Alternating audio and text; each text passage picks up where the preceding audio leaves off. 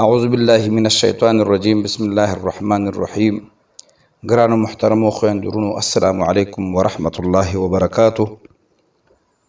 حمد و ثنا د هغه ذات دپاره چې د زړونو د رازونو نه خبردار دی او مالک د کائناتو دی،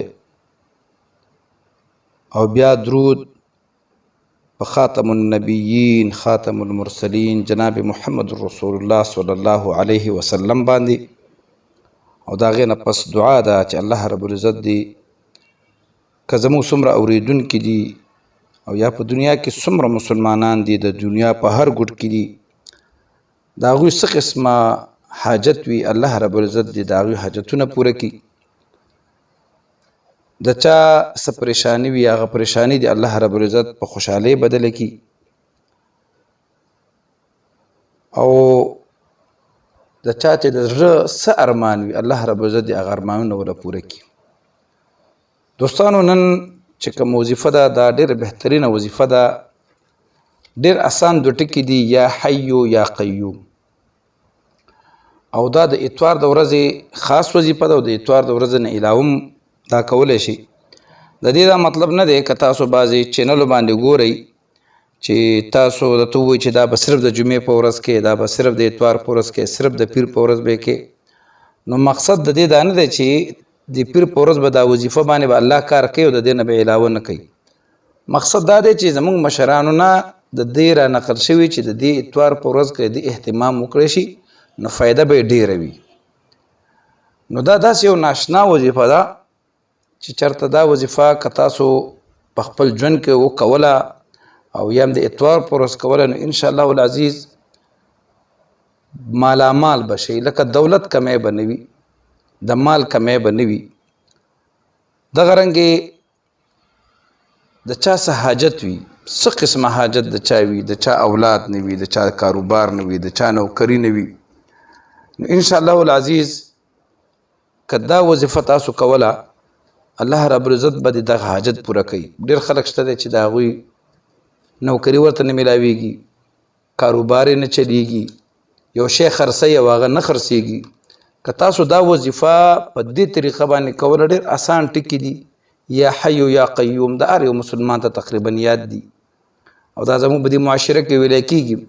ته په الله باندې باور وکړه، که دا تاسو د زړه نه کوله او مدد به د الله نه غواړو، ځکه چې دا یا حیو یا قیوم دا د الله یادول دي. نو ته چې بیا څه خرڅې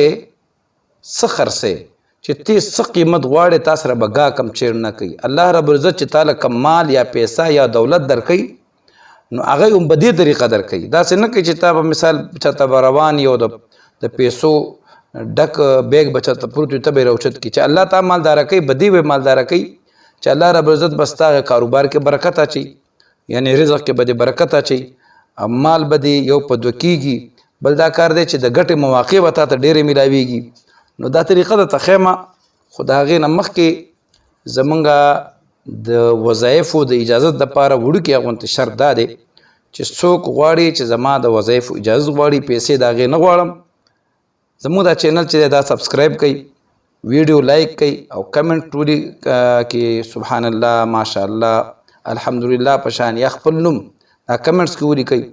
او که چاله کمنټس نه ورځي نو چې چا ویډیو ټوله مکمل وکتله بس هغې ته زموږ طرف نه اجازت دی. او یو وړوکې غوندې درخواست درنه دا کوم چې مهرباني دا وکئ چې دا اجازت چې څوک هلته کمنټس نشي کولی نو مهرباني وکئ یو خو مانه په واتساپ باندې اجازت مه غواړئ، او دویمه چې کومه وظیفه زه دلته د پښتو په اسانه ژبه کې ویم نو د هغې په باره کې مانه تپوس مه کوئ، ځکه چې زه دلته هم ځان ستړی کم او زه به تا ته بیا لګیا یم، زه ورته نور مریضانو له ټایم ورکم، خپل کاروبار له ټایم ورکم، خپل چېرته به مړی ژوندی به وي.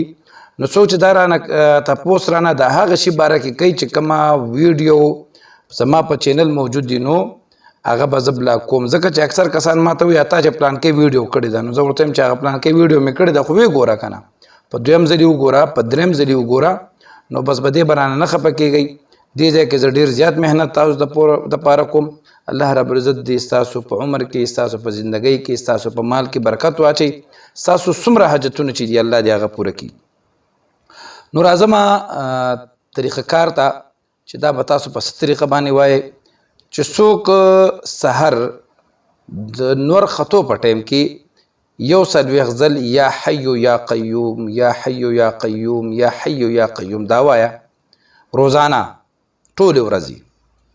او د اتوار په ورځ باندې 286 ځل 786 ځل دا وایي. دې سره به الله رب العزت ستاسو چې کوم مالی مشکلات دي لکه په دنیا کې چې مونږ ژوند کوو نو غټ مشکلات مونږ ته چې راځي هغه د مال راځي، د پیسې راځي.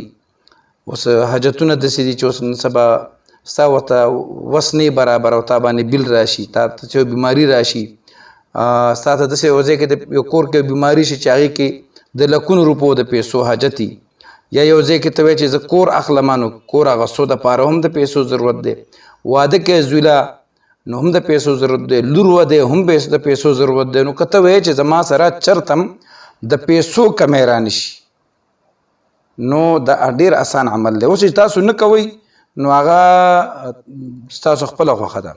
یقین ضرورت دی. پیسه زه یوه نه علم، آسان الفاظ درته ښیم. روزانه د نور خطو په وخت کې هغه کسان که چېرته د پېشمني په وخت کې یا سحر منځونو په وخت کې کاروبار لځي، اکثر دا فروټ والا سبزی والا دغه ټایم کې وځي، نو هغه چې کله نور خطو ټایم راغی نو 140 ځل دی یا حی یا قیوم یا حی یا قیوم یا حی یا قیوم په تسبیح باندې یا په کاونټر باندې ووایي. او د اتوار په ورځ دی 286 786 مرتبه دا دی وایي. دا ډېر بهترین او خاص عمل دی. دې کې الله رب العزت ډېر خیر او ډېر برکت اچولی دی. انشاءالله العزیز د دې په برکت به الله رب العزت ستاسو دنیوي ټول مشکلات اسانوي. انشاءالله د نوي ویډیو سره به بیا ستاسو په خدمت کې حاضرېږم. الله رب العزت دې تاسو خوشحاله او آباد ساتي. الله رب العزت دې تاسو باندې حج او عمرې وکړي. الله رب العزت دې ستاسو ټولو زړه ارمانونه پوره کړي. حیا او پردې دې الله زموږ د ټولو د مسلمانانو وساتي. انشاءالله بیا به د یو نوي موضوع سره د یو نوي ویډیو سره ستاسو په خدمت کې حاضرېږم. تر هغې پورې اجازه غواړم. د الله په امان.